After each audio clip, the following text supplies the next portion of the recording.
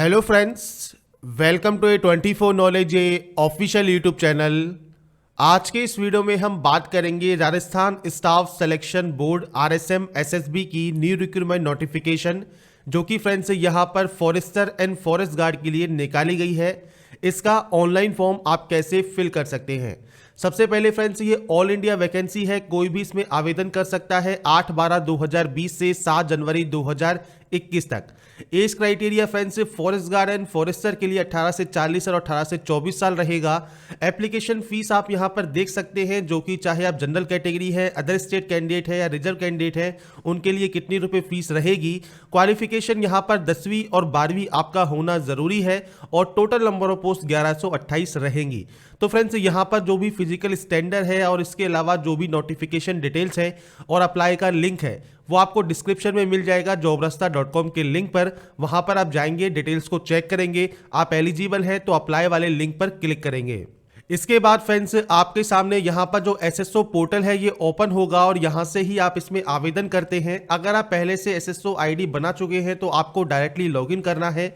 अगर नहीं बनाई है आपने SSO ID तो आप रजिस्ट्रेशन टैब पर क्लिक करेंगे। यहाँ पर सिटीजन वाले ऑप्शन को आपको सेलेक्ट करना है और इसके बाद आप जन आधार, भामाशाह कार्ड, फेसबुक या गूगल कोई भी एक आईडी यूज करके अपना जो यहाँ पर रजिस्ट्रेशन नंबर है वो जनरेट कर सकते हैं। तो रजिस्ट्रेशन नंबर प्राप्त करने के बाद और नया पासवर्ड जनरेट करने के बाद फ्रेंड्स आपका रजिस्ट्रेशन यहाँ कंप्लीट हो जाएगा।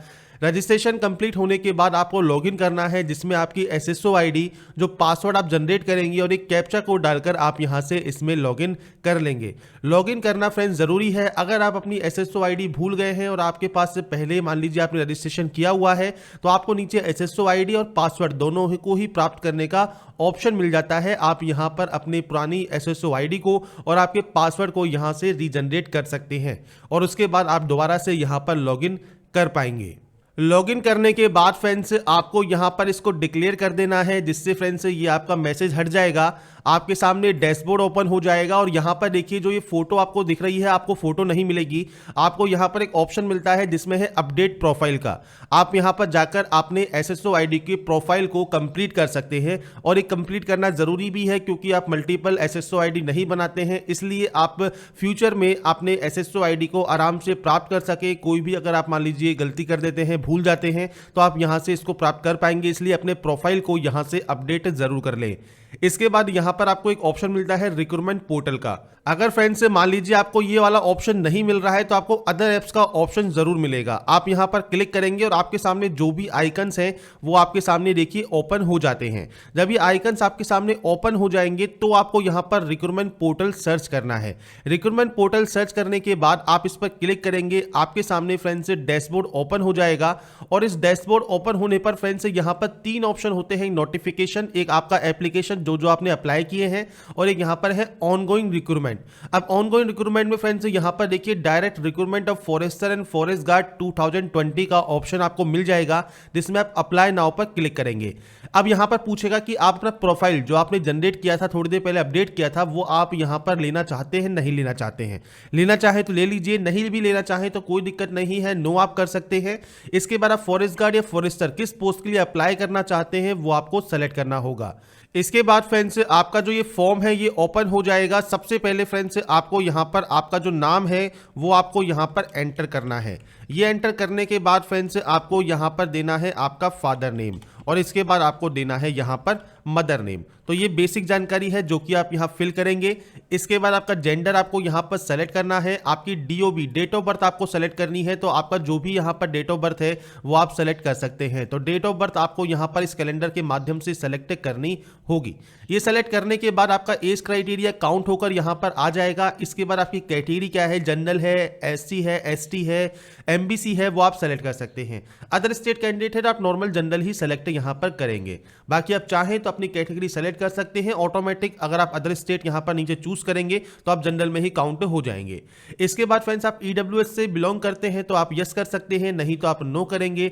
इसके बाद अगर आपकी PH कोई कैटेगरी है तो आप यहां पर उसको सेलेक्ट कर सकते हैं और उसके बाद इसकी सब कैटेगरी आप यहां बताएंगे, नहीं है तो आप यहां पर इसको नॉट एप्लीकेबल कर देंगे। इसके बाद है आपका रिलीजन ऑप्शन। तो आपका जो भी रिलीजन है वो आप यहाँ सेलेक्ट कर सकते हैं। आपका मैरिटल स्टेटस आपको यहाँ पर सेलेक्ट करना है। इसके बाद फ्रेंड्स अगर आप मैरिड सेलेक्ट करते हैं उस कंडीशन में ये ऑप्शंस आपको फिल करने होंगे, जिसमें आपको स्पाउस नेम मतलब पति पत्नी नाम, इसके अलावा आपके एक से ज़्यादा पति या पत्नी है या नहीं है, और इसके अलावा आपने कभी मैरिड की है एक से ज़्यादा पति पत्नी रहते हुए, आपने कभी दहेज लिया है नहीं लिया है, आपके बच्चों की संख्या क्या है। तो 1/6/2002 से पहले 1/6/2002 के बाद पैदा हुए बच्चों की संख्या आपको देनी होगी। नहीं है तो 0 आप लिख सकते हैं। आपका 10 डिजिट का मोबाइल नंबर, मैं अभी सैंपल के तौर पर लिख रहा हूं, आपका जो भी active and valid mobile number है वो आप फिल करेंगे। आपकी मेल आईडी आपको यहां पर देनी है। इसके बाद आपको अप्लाइंग फॉर किस एरिया के लिए अप्लाई कर रहे हैं। अगर आप टीएसपी के लिए अप्लाई कर रहे हैं तो यस करेंगे, अगर आप नॉन टीएसपी के लिए अप्लाई कर रहे हैं तो आप नॉन करेंगे। इसमें फ्रेंड्स जो टीएसपी एरिया है वहां पर वही कैंडिडेट अप्लाई कर सकता है जो कि वहां का निवासी है। इस चीज का आपको ध्यान रखना है। अगर आप अदर स्टेट कैंडिडेट भी हैं तो भी आपको शेड्यूल एरिया में नो करना होगा। इसके बाद है आपका एड्रेस सेक्शन। तो आपका जो भी पूरा एड्रेस है वो आप लिख सकते हैं first line, second line, third line में। आपका स्टेट अब आपको यहां से चूज करना है, वो आप अपना यहां से स्टेट चूज कर सकते हैं। आपका डिस्ट्रिक्ट चूज कर सकते हैं, आपकी सिटी या विलेज आप यहां से चूज कर सकते हैं। इसके बाद आपका पिन कोड आपको यहां पर मेंशन करना होगा। Correspondence address and permanent address अगर सेम है तो आप सेम उस पर क्लिक करेंगे, अलग अलग है आप मैनुअल एंट्री कर सकते हैं। इसके बाद फ्रेंड्स आप नेक्स्ट स्टेप पर क्लिक करेंगे। इसके बाद फ्रेंड्स बेसिक डिटेल ऑप्शन आपका कंप्लीट हो जाएगा, पर्सनल डिटेल ओपन हो जाएगा, नेशनलिटी सेलेक्ट करनी है। इसके बाद आपको आपका जो डोमिसाइल डिटेल्स है वो आपको फिल करनी होंगी। तो यहां पर आप सेलेक्ट करेंगे स्टेट, आपका जो जिला है वो आपको सेलेक्ट करना है। अगर आपका गृह ब्लॉक लगता है, तहसील जो भी है वो आप सेलेक्ट करेंगे। विलेज के निवासी हैं आप तो आप विलेज सेलेक्ट कर सकते हैं, नहीं है आप इनको ब्लैंक भी छोड़ सकते हैं। इसके बाद अगर आप इंडिया में सेटल्ड हैं किसी अदर कंट्री से तो आप यस करके उस कंट्री का नाम बताएंगे, नहीं तो आप नो कर सकते हैं। इसके बाद फ्रेंड्स यहां पर है स्पेशल कैटेगरीज। अगर फ्रेंड्स आप भूतपूर्व सैनिक हैं तो आप यहां पर यस कर सकते हैं, आपका सर्विस टाइप आपको बताना होगा और इसके बाद आपका पीपी और डेट ऑफ रिटायरमेंट बताना है, नहीं तो आप नो करेंगे।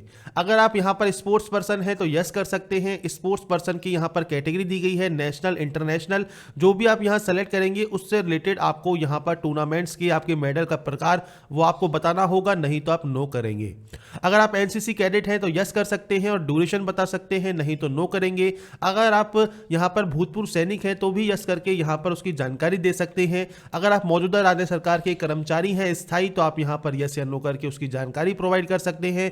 पारिवारिक आय 2.5 लाख से कम है तो आप यहां पर यस भी कर सकते हैं और नो भी कर सकते हैं। यह आपके ऊपर डिपेंड करता है कि आपकी फैमिली की इनकम क्या है और इनकम प्रूफ आपको डीवी में शो करना होता है, इसलिए आपको यहां पर डिटेल्स ध्यान से चेक करके पढ़नी है और उसके बाद ही यहां पर ऑप्शन सेलेक्ट करना होगा।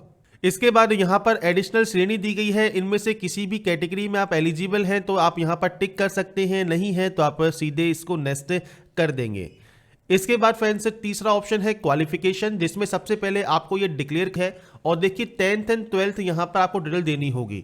अगर आप फॉरेस्ट गार्ड के लिए अप्लाई कर रहे हैं तो 10th देना जरूरी है, अगर आप फॉरेस्टर के लिए कर रहे हैं तो 12th देना जरूरी है। तो सबसे पहले आपको सब्जेक्ट ग्रुप देने हैं, तो 10th के लिए आप यहां पर ऑल जनरल सब्जेक्ट्स मेंशन करेंगे या फिर अपनी सब्जेक्ट्स के नाम भी आप दे सकते हैं। आपके बोर्ड का नाम आपको देना है, आपका रोल नंबर आपको यहां पर देना है।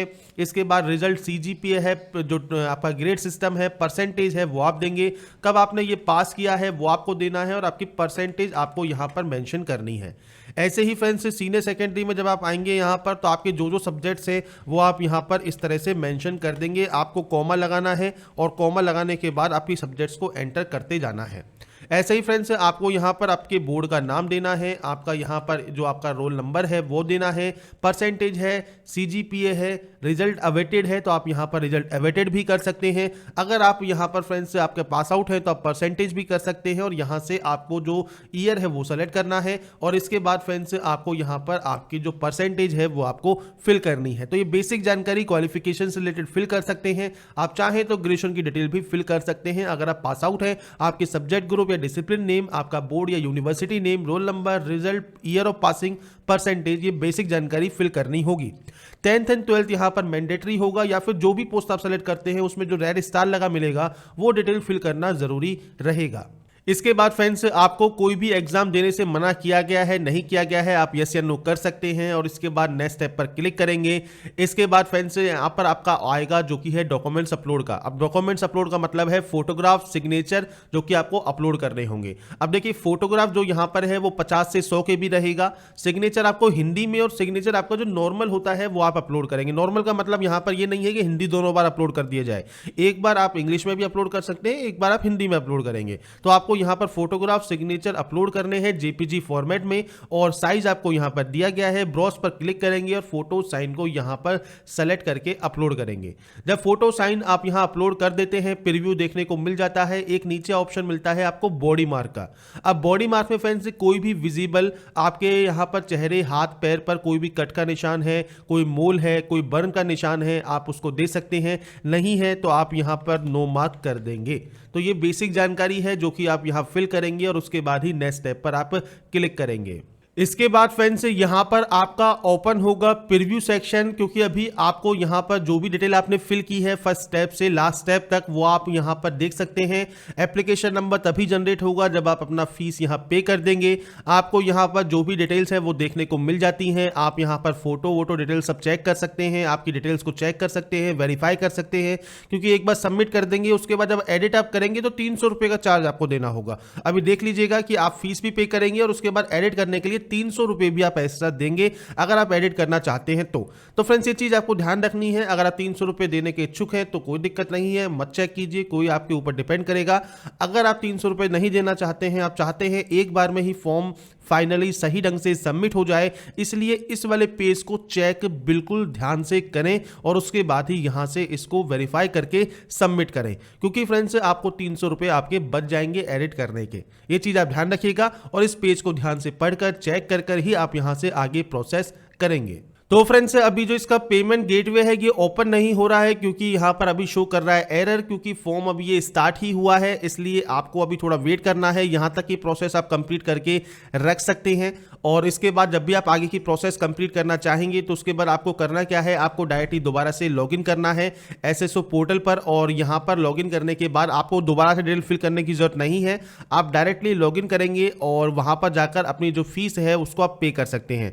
फीस आप credit card, debit card, ATM, net banking किसी भी ऑप्शन से यूज कर सकते हैं। मैं कोशिश करूंगा आपको आगे की दोबारा से प्रोसेस बताने की। और फ्रेंड्स अगर फिर भी पेमेंट में कोई प्रॉब्लम आती है तो आप कमेंट कर सकते हैं, साथ में हमारी वेबसाइट jobrasta.com पर आप विजिट कर सकते हैं। तो फ्रेंड्स अगर आपको यहां पर हमारी जानकारी जो कि forester and forest guard recruitment 2020 से रिलेटेड है या आपको पसंद आई है और आप चाहते हैं ऐसे ही अपडेट्स आपको लगातार मिल सके तो friends like, subscribe and share जरूर कीजिए। बाकी की जानकारी के लिए ऐसे ही बने रहिए हमारे साथ, देखते रहिए हमारा YouTube channel and last thanks for watching.